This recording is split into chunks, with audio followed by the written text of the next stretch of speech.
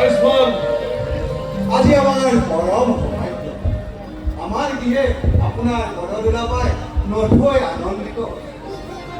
যোৱা বছৰৰ ঠিক এনে সময়তে মোৰ প্ৰিয় ৰখা বসুদেৱৰ অন্যতমা ভাৰ্যা ৰোহিণী দেৱীৰ পুত্ৰ সন্তানটিৰ জন্মৰ সময়তো ঠিক একেই আনন্দ, একেই উৎসৱে সমগ্ৰ গোকুলবাসীক মতলীয়া কৰিছে।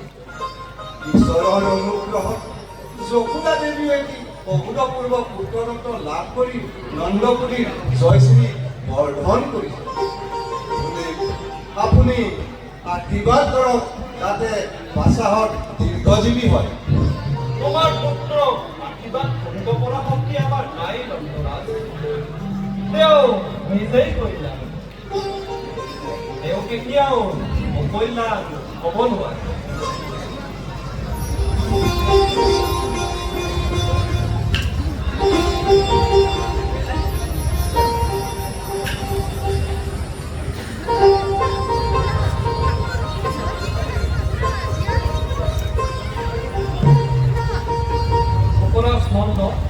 ভাল গুৰুদেৱ, মই মোৰ কৰ্তব্য শেষ কৰিম।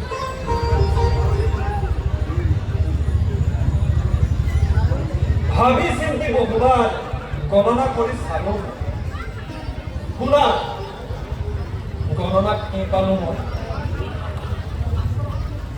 বিচক্ষণ লক্ষণযুক্ত দুইটি বিষয়ে ঐশ্বৰিক শক্তিলৈ জন্মিছে ধৰা। অতি বলৱান হব পুত্ৰ ৰোহিণী, বলৰাম নাম স্বৰূপ।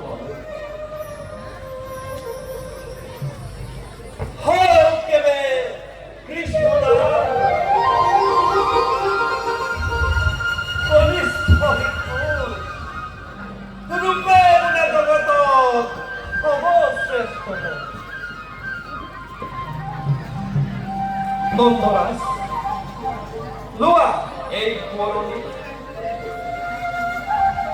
নন্দৰাজ, তোমাৰ শিশু সন্তানক আমাক দেখুওৱা। তোমাৰ অপাৰ আনন্দৰ ভাগ আমাকো দিয়া। ৰাণী, ৰাণী, তোমাৰ পুত্ৰক লৈ বাহিৰলৈ ওলাই আহা।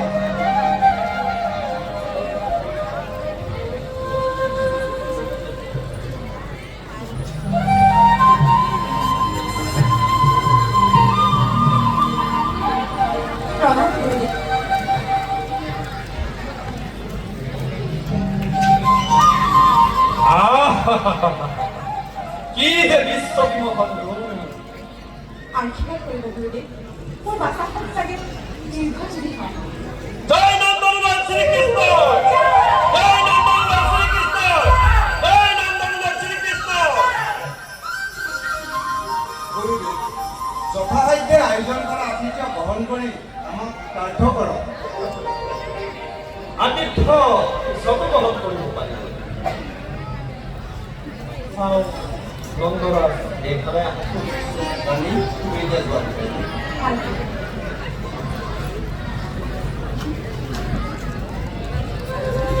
নন্দৰাজ, তোমাৰ সখা বসুদেৱে মোক ইয়ালৈ বৰ গোপনে পঠিয়াইছে। সেয়েহে ছদ্মবেশত আহিব লগা হ'ল। মোৰ সকলো কথা তুমি গোপনে ৰাখিবা। যশোদা ৰাণীটো কিন্তু যশোদাই হলে কৃষ্ণক নিজ পুত্ৰৰূপে জ্ঞান কৰি আহিছে। কৈ দিবই, কাৰণ পূৰ্বজন্মত ভগৱন্তই তেওঁক লালন পালন কৰিবলৈ পাবা বুলি তোমালোকক বৰ দিছিল। যশোদাৰ স্তুতিত সন্তুষ্ট হৈ তেওঁৰ স্তনপান কৰিম বুলি প্ৰতিশ্ৰুতি দিছিল। আপোনাৰ প্ৰতি এক বিনম্ৰ অনুৰোধ কৰিলে আপুনি যেনে এই আখ্যান কোনোদিনে যশোদাৰ আগত ব্যক্ত নকৰে। নকৰো কৰা। পিছে মই এতিয়া বিদাহে মাগিছো। ভাল গুৰুদেৱ, মোৰ প্ৰকৃত পৰিচয় পালে বসুদেৱৰ পুত্ৰ তোমাৰ ইয়াত আছে বুলি জানি কংসই তোমাক অত্যাচাৰ কৰিব। গতিকে মোৰ প্ৰকৃত পৰিচয় তুমি গোপনে ৰাখিবা।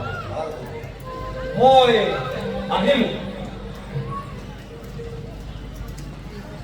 আয়ুষ্মান,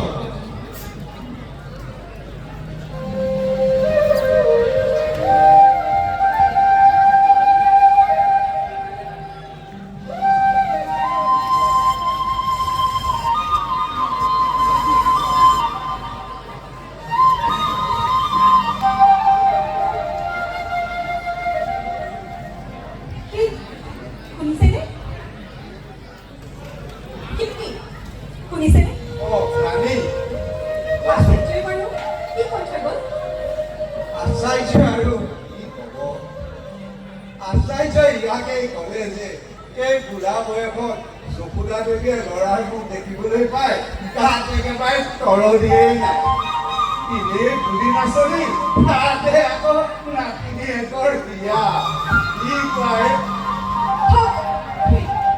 চকলিখন নকৰিবচোন সঁচাকৈ কওকচোন মোৰ এই ফুলৰ পুতলিৰ নাম কি থলে শুনা আচাৰ্যই ৱৰ্ণিং দি গৈছে তোমাৰ সোণৰ পুতলিৰ নাম কি ক'লে জানা কি থলে তোমাৰ সোণৰ পুতলিৰ নাম ক'লে কৃষ্ণ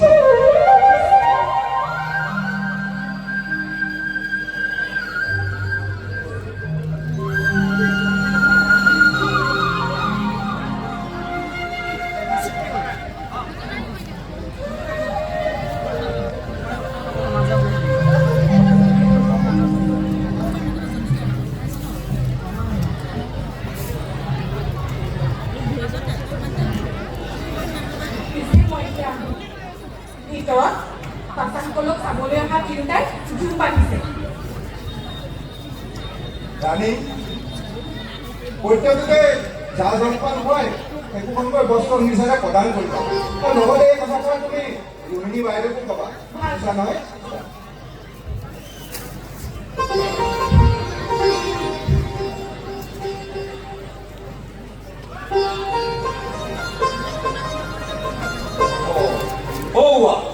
আমাৰ ঘৰলৈ দেখোন যথেষ্ট অতিথিৰ গমন ঘটিছে যদিও